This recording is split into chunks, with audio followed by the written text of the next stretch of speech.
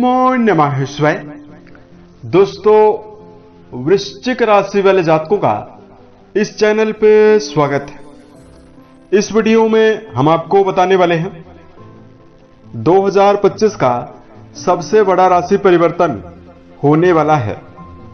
18 मई 2025 को राहु मीन राशि से निकलकर शनिदेव की मूल त्रिकोण राशि कुंभ राशि में गोचर करने वाले हैं और 25 नवंबर 2026 तक राहु कुंभ राशि में गोचर करने वाले हैं। तो क्या परिणाम वृश्चिक राशि वाले जातकों के जीवन में मिलने वाला है, इस वीडियो में हम आपको जानकारी देने वाले हैं।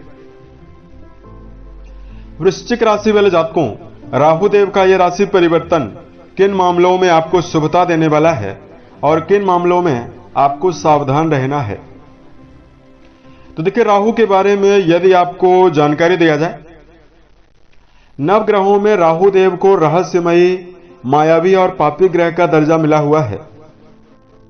राहु देव किसी भी व्यक्ति के जीवन में अजब गजब की घटनाएं कराने वाले, आकस्मिक परिणाम देने वाले ग्रह माने जाते हैं।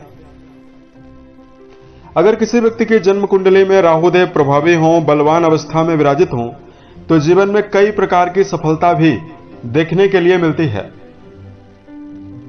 बलवान राहु के प्रभाव से जातक चतुराई के द्वारा हर कार्य को करने वाला बुद्धिमान होता है। राहु कुंडली में बलवान हो तो कई भवन, कई भूमि और कई वाहन का योग भी जीवन में बनता है। बलवान राहु के प्रभाव से जातक के जीवन में मान सम्मान विशेष रूप से देखने के लिए मिलता है।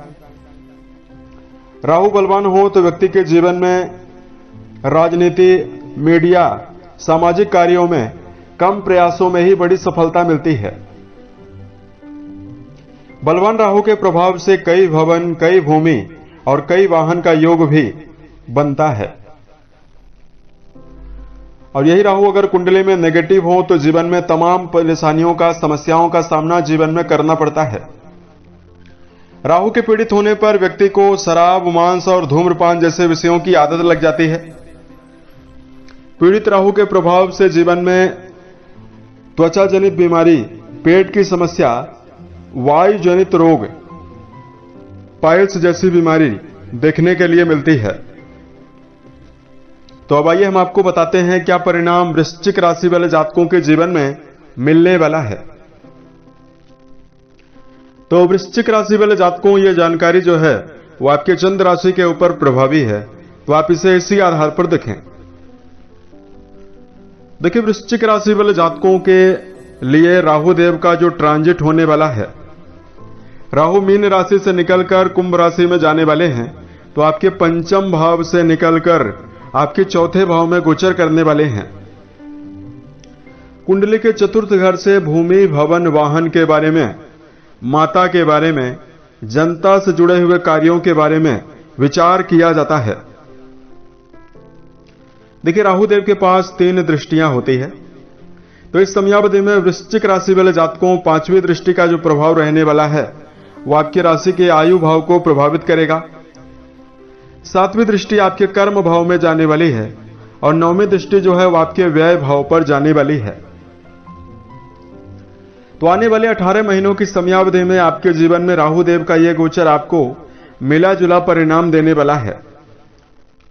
देखिए, सबसे पहले इस समयावधि में कर्म क्षेत्र के मामले में यदि आप जीवन में कार्यरत हैं, बार बार आपको कार्य व्यवसाय का बदलाव करने से बचना चाहिए।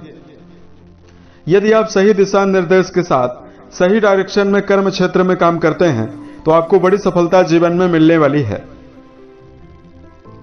राहुदेव आपके चौथे घर में विराजित होकर गोचर करने वाले हैं, तो इस समयावधि में पारिवारिक मामलों में आपको जिम्मेदारियां ज्यादा मिलने वाली है।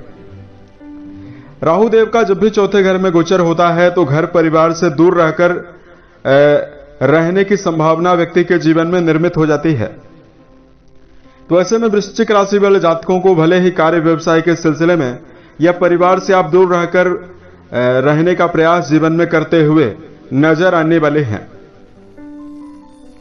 राहुदेव पापी ग्रह माने जाते हैं और जब भी चौथे घर में विराजित होते हैं तो चौथा घर पारिवारिक जीवन का माना जाता है। तो कहीं न कहीं पारिवारिक जीवन के मामले में मिला जुला परिणाम मिलता है। परिवार में व्यक्ति हद से ज्यादा हस्तक्षेप करने का आदी हो जाता है। इसकी वजह से जीवन में कई प्रकार के संतुलन की कमी और समस्याओं का सामना, वाद विवादों का सामना भी जीवन में करना पड़ता है। ऐसे में पारिवारिक संबंधों के मामले में आपको इस समयावधि में संभल कर चलने की आवश्यकता जीवन में रहने वाली है। राहु देव का यह राशि परिवर्तन विद्यार्थी जीवन में जुड़े हुए जातकों को शुभता देने वाला है। राहु देव स्वयं रहस्य के कारक माने जाते हैं। आपकी कुंडली के अष्टम घर से अपना संबंध बनाए रहने वाले हैं। जो वृश्चिक राशि वाले जातक इस समयावधि में रिसर्च के क्षेत्र में, दर्शन शास्त्र, अनुसंधान के क्षेत्रों में कोई पढ़ाई कर रहे हैं, इसमें आपको जीवन में बड़ी सफलता आसानी से मिल सकती है। उसके साथ साथ इस समयावधि में वृश्चिक राशि वाले जातकों के व्यय भाव से भी, यानी 12वें भाव से राहु देव का संबंध रहने वाला है। तो कार्य व्यवसाय के मामले में यदि आप इस समयावधि में आईटी सेक्टर में से जुड़ा हुआ काम कर रहे हैं, कंप्यूटर से जुड़ा हुआ काम कर रहे हैं, या इस समयावधि में सोशल मीडिया, इंटरनेट, और जो लोग इस समयावधि में वृश्चिक राशि वाले जातक ऑटोमोबाइल के सेक्टर में कार्यरत हैं, इन सभी जातकों को जीवन में बड़ी सफलता मिलने वाली है। अगर आप विदेश जाने की योजना बना रहे हैं या विदेशों में रहकर यदि आप कार्य व्यवसाय संचालित कर रहे हैं, तो यहां पर आपको और भी बड़ी सफलता देखने के लिए मिलने जा रही है। राहु देव आपके 12वें भाव से अपना संबंध बनाए रहने वाले हैं। तो इस समयावधि में कुंडली के 12वें घर में राहु का प्रभाव आपके वैवाहिक जीवन के मामले में भी आपको कुछ उतार चढ़ाव जरूर देने वाला है। ऐसे में अपने जीवन में वैवाहिक मामलों में आपको छोटी मोटी बातों को लेकर व्यर्थ के विवादों से भी बचना चाहिए। और यहां पर हम आपको बताना चाहते हैं कि समयावधि में दर्शकों को आवेग में आकर यदि आप जीवन में शेयर बाजार, सट्टा, लॉटरी, इन सभी चीजों में यदि आप धन का निवेश करने की चाह रखते हैं, इन सभी मामलों में अपने जीवन में धन का निवेश करते समय आपको सावधान रहने की जरूरत भी रहने वाली है। राहु देव आपके अष्टम घर से अपना संबंध बनाए रहने वाले हैं। तो इस समयावधि में आपको हेल्थ के मामले में तेज रफ्तार में वाहन चलाते समय सावधान रहना चाहिए। सेहत के मामले में आपको दिनचर्या व्यवस्थित बनाकर चलने की आवश्यकता जीवन में रहने वाली है। आपको निरंतर सोने जागने की आदत का ध्यान देना चाहिए। मिनरल वाले भोजन का ज्यादा सेवन करने की आवश्यकता जीवन में रहने वाली है। इस प्रकार का जो परिणाम है वो वृश्चिक राशि वाले जातकों के जीवन में देखने के लिए मिलने वाला है। अब देखिए, यदि आपके लिए धार्मिक उपायों की जानकारी दिया जाए तो इस समयावधि में वृश्चिक राशि वाले जातकों को दुर्गा सप्तशती का पाठ करना जीवन में बेहतर परिणाम देने वाला है। वहीं यदि आप बुधवार के दिन लगातार बेजुबान जानवरों में गायों के लिए हरे चारे का प्रबंध करते हैं, या यदि आप पक्षियों के लिए दाने चारे का प्रबंध करते हैं, तो भी आपको विशेष शुभता मिलने वाली है। उम्मीद है यह जानकारी वृश्चिक राशि वाले जातकों को बेहतर लगी। यदि आप आने वाले समय में अन्य वीडियोज को देखना चाहते हैं, इस चैनल को सब्सक्राइब जरूर करें। ओम नमः शिवाय।